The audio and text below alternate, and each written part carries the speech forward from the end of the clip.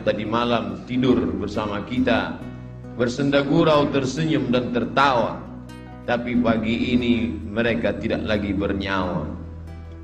Banyak yang ingin minta panjang umur, Allahumma tawwil umrana, panjangkan umur kami. Tapi takdir berkata lain. Idza jaa ajaluhum, kalau ajal sampai, la yastakhiruna sa'atan, tidak dapat ditunda walau sesaat. Wala yastaqdimun, tidak pula dapat dimajukan walaupun sesaat. Sebagiannya mati, tapi sebagian lagi masih hidup, bernyawa, tapi tetap tidak dapat bangkit dari tempat tidur. Meleleh air matanya mendengarkan suara azan masuk ke dalam ruang-ruang rumah sakit. Hayya 'alas shalah. Bergetar hatinya, tapi kaki tak dapat melangkah, tangan tak dapat menghayun. Apa sebab? Karena nikmat sehat dicabut oleh Allah Subhanahu wa ta'ala. Sebagian hamba Allah ada yang berlari-lari, berkejar-kejaran di tengah jalan raya ketika kumandang azan sedang dikumandangkan. Badannya sehat, dia masih hidup dan bernyawa, tapi ada satu nikmat besar yang dicabut Allah dari dalam dirinya. Nikmat terbesar itu adalah nikmat istiqamah.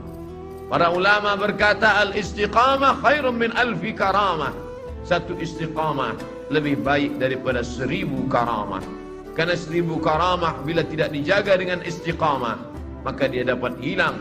Oleh sebab itu Nabi Muhammad SAW berkata, berpesan ketika datang seorang laki-laki berkata, "Ausini wa aujiz," beri aku pesan, tapi jangan panjang-panjang, singkat dan padat, agar aku dapat mengamalkannya. Nabi hanya berkata satu pesan, "Qul," katakan, "amantu billah, tsumma istaqim," katakan aku beriman kepada Allah, setelah itu istiqamahlah. Alhamdulillah, siang hari ini ketiga nikmat itu masih ada dalam diri kita. Nikmat hidup, masih bersemayam ruh di dalam jasad. Nikmat sehat, kita masih bisa meringankan langkah, menghayunkan tangan datang ke rumah Allah. Nikmat istiqamah, sampai hari ini hati masih tetap bergetar ketika nama Allah dikumandangkan. Wa idza tuliyat 'alaihim ayatuhu zadatuhum imana. Ketika ayat-ayat Allah dibacakan, bertambah iman mereka. Kenapa demikian? Karena masih ada modal utama, la ilaha illallah Muhammadur Rasulullah, maka amal soleh sebagai tambahannya. Imam Muslim membuat satu bab dalam kitab Sahih Muslim, al-iman yazid wa yanqus. Iman bertambah dan iman bisa berkurang. Kapan iman bertambah? Berada di tempat yang paling baik, berkumpul bersama orang-orang baik, mendengarkan kata terbaik, dalam ibadah yang paling baik, tempat yang paling baik, masjid, bersama orang paling baik, orang beriman, di tempat yang paling baik, waktu terbaik, hari Jumat, dan mendengarkan kata-kata terbaik, kalam Allah dan sabda Rasulullah sallallahu alaihi wasallam. Maka saat ini iman sedang sepenuh-penuhnya berada di tempat yang tidak baik, bersama orang yang tidak baik, dalam keadaan yang tak baik, dalam perbuatan yang tidak baik, maka iman berkurang, bahkan bisa hilang sama sekali. La yazni zani hina yazni wa huwa mu'min. Orang beriman tidak akan berzina kalau ada iman dalam dirinya. Wa la yasriqus sariqu hina yasriqu wa huwa mu'min. Pencuri tidak akan mengambil harta orang kalau ada iman dalam dirinya. Wa la yazni zani wala yashrabu syaribu hina yashrabu huwa mu'min. Peminum khamar, pecandu narkoba tidak akan menggunakan khamar kalau ada iman dalam dirinya. Lalu Ikrimah, murid Sayyidina Abdullah bin Abbas radhiyallahu anhu bertanya kepada Nabi sallallahu alaihi wasallam. Ketika hadis itu disampaikan oleh Nabi, didengar oleh Abdullah bin Abbas. Ketika Abdullah bin Abbas menyampaikan hadis itu, didengar oleh Ikrimah. Ikrimah bertanya, "Ayunza'ul iman?" Ayunza'ul iman, apakah iman bisa tercabut? Apakah iman bisa lepas dari badan? Lalu kemudian syabbaka baina asabi'ihi, Abdullah bin Abbas menjalinkan jari jemarinya, thumma naza'ahu, kemudian dia lepaskan. Lalu dia berkata, hakadha yunza'ul iman, beginilah iman terlepas dari badan. Hina taba, ketika orang itu bertobat, ada, maka iman masuk lagi ke dalam badan. Alangkah meruginya orang-orang yang beramal soleh, mulutnya senantiasa qomat kamit berzikir, hartanya dia pakai untuk berinfak, berzakat, berwakaf, bersedekah, berjihad fisabilillah, tapi tidak ada istiqamah, maka mati dalam keadaan malaikat maut mencabut nyawanya. Ketika itu iman tidak ada dalam dirinya. Wa qadimna ila ma 'amilu min amalin, saatnya nanti datang malaikat membawakan amal-amalnya. Ini anak yatim yang kau sekolahkan, ini panti jompo yang kau bangun, ini infak, zakat, wakaf, sedekahmu. Faja'alnahu haba'an mansura, tapi kami jadikan amalnya itu seperti debu yang ditiup angin, tak bermakna di hadapan Allah. Mengapa? Karena tidak ada iman. Itulah yang membedakan orang beramal soleh dengan tidak beramal soleh. Illalladzina amanu, kecuali orang yang beriman, wa amilus salihati, dan beramal soleh. Berapa banyak mereka membangun tempat-tempat sosial, panti-panti menampung orang miskin susah melarat, tapi tak bernilai, hampa di hadapan Allah. Balasannya langsung di dunia, di akhirat mereka hanya tinggal menerima azabnya saja. Oleh sebab itu satu-satunya yang menyelamatkan kita adalah iman kepada Allah Subhanahu wa ta'ala. Inilah yang kita tanamkan ke dalam kepala anak-anak kita, yang sesungguhnya kita tidak pernah menerima anak itu dalam keadaan kosong dan hampa. Tidak ada seorang pun dari kita yang istrinya mengandung 9 bulan 10 hari lamanya melahirkan anak dalam keadaan kosong.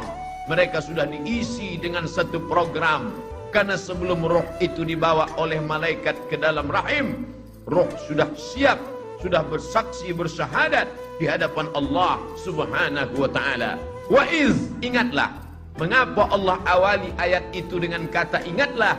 Karena banyak orang yang tidak ingat, mereka lupa. Maka Allah ingatkan mereka, wa iz, ingatlah.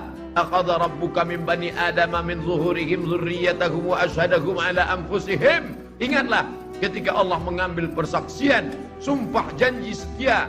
Lalu Allah bertanya kepada mereka semua. Allah bertanya bukan karena Allah tidak tahu, Allah maha tahu, tapi Allah mau beritahu pada siapa yang tidak tahu dan tidak mau tahu. Saat itu Allah bertanya, alastu bi rabbikum, bukankah aku Rabb kamu? Semua roh waktu itu menjawab, bala syahidna, ya kami bersaksi engkaulah Rabb kami ya Allah. Antaqulu yaumal qiyamah, tapi nanti pada hari akhir kalian menjawab dan berkata, inna kunna an hadza ghafilin, kami tidak ingat, kami lupa, kami lalai. Ketika sampai ke dunia kau sembah batu berhala, sampai ke dunia kau bersembah binatang, sampai ke dunia kau sembah binatang yang melata, tidak dapat memberikan bantuan pertolongan, tidak dapat menolak mudarat, tidak dapat mendatangkan manfaat. Itulah nasib orang-orang yang lupa. Maka dikirimkan Allah Nabi demi Nabi turun, Adam, Idris, Nuh, Saleh, Ilyas, Ilyasa, Zakaria, Musa, Yahya, Isa, Daud, Sulaiman, Ayub, Zulkifli. Maka mereka semua menjelaskan tentang satu konsep, la ilaha illallah, la ma'buda bihaqqin illallah. Tidak ada yang sebenar-benar hak untuk disembah kecuali Allah Subhanahu wa ta'ala. La mahbuba bihaqqin illallah, tidak ada yang benar-benar dicinta kecuali Allah. Cinta kepada anak, anak akan durhaka. Cinta kepada pasangan hidup, mereka akan mati meninggalkan kita. Cinta kepada harta, harta akan binasa. Cinta kepada kuasa, kuasa akan sirna. Maka tumpahkanlah cintamu kepada Dia yang tak pernah berakhir dan maha sempurna. Siapa Dia? Allahu la ilaha illa huwa. Bagaimana Dia? Al-Hayyu, Dia maha hidup. Al-Qayyum, Dia maha mengatur. Dia tidak hanya sekedar hidup, tapi Dia juga mengatur segala kehidupan. La tasqutu min waraqatin illa ya'lamuha. Tidak ada satu daun pun yang gugur melainkan dalam pengetahuannya yang sempurna. Apakah Dia mengawasi aku? Apakah Dia melihat aku? Apakah Dia senantiasa memandang? La ta'khudhuhu sinatun wala naum. Dia tak pernah mengantuk, Dia tidak pernah tidur. Kalau takut berbuat dosa karena atasan, atasan akan tertidur. Kalau takut berbuat salah karena orang tua akan mengantuk. kalau takut berbuat zalim karena orang lain petugas keamanan, maka mereka pun akan meninggalkan kita. Tapi kita takut karena dia, la ta'khudhuhu sinatun wala naum. Berkuasakah dia? Sehebat apa kekuasaannya?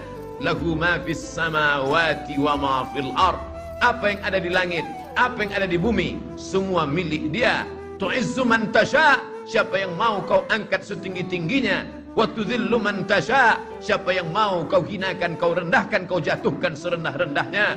Biadikal khair, dalam genggaman kuasamu ada segala kebaikan ya Allah. Lalu kemudian siapa yang bisa memberikan pertolongan dan bantuan? Man dzalladzi yashfa'u 'indahu illa bi'idnih.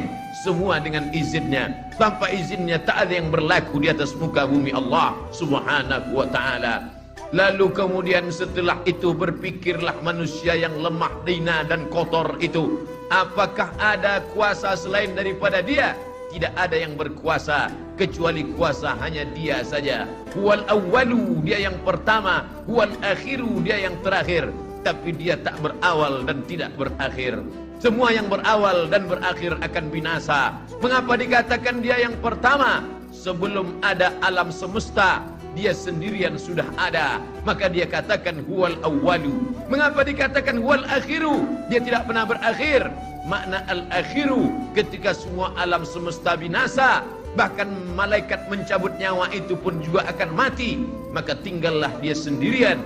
Huwal akhiru. Saat itu dia berkata, ainal jabbarun, mana orang-orang yang sombong? Ainal jabbarun, mana penguasa-penguasa yang angkuh? Hari ini tidak ada kekuasaan.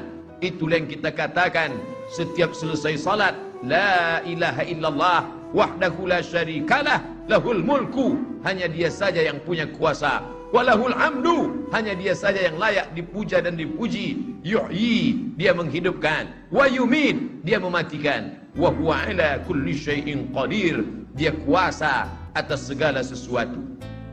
Tahukah dia tentang semut yang kecil berada di dalam lubang tanah yang kecil yang tidak dapat dilihat pantau manusia?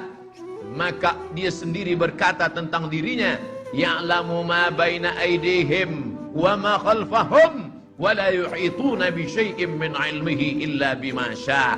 Bagaimana kekuasaannya? Wasi'a kursiyyuhus samawati wal ard. Beratkah dia mengatur alam semesta ini? Susahkah dia mengendalikan makhluk beserta isi dunia ini? Maka dia katakan, wala ya'uduhu hifzuhuma wa huwal 'aliyyul 'azim. Itulah mengapa ketika ayat kursi ini dibaca ketika selesai subuh, kita akan dipelihara sampai zuhur. Dibaca selesai zuhur, akan dijaga sampai asar. Dibaca asar, akan dijaga sampai maghrib. Dibaca maghrib, akan terpelihara sampai isya. Dibaca selesai isya dan tidur, akan terpelihara sampai besok pagi mata terbuka dalam keadaan mengucapkan alhamdulillahilladzi ahyana ba'dama amatana wa ilaihin nusyur. Karena di dalamnya ada tauhid yang kuat, di dalamnya ada penekanan yang sangat dalam, di dalamnya hati yang takut menjadi berani, di dalamnya ada kecemasan menjadi hilang. Manusia punya hati, hati itu sifatnya lemah, dan pemilik hati itu yang maha kuat. Serahkanlah hati kepada Allah. Ada orang yang menguatkan hati dengan lagu, ada orang yang menguatkan hati dengan harta, harta materi, sedangkan hati immateri. Maka materi tidak bisa mengenyangkan yang immateri.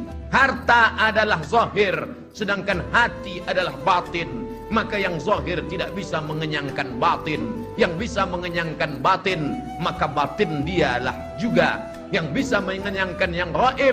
Hanya yang gaib juga. Maka tidak ada lain yang bisa menenangkan hati kecuali mendekatkan diri kepada Allah Subhanahu wa ta'ala.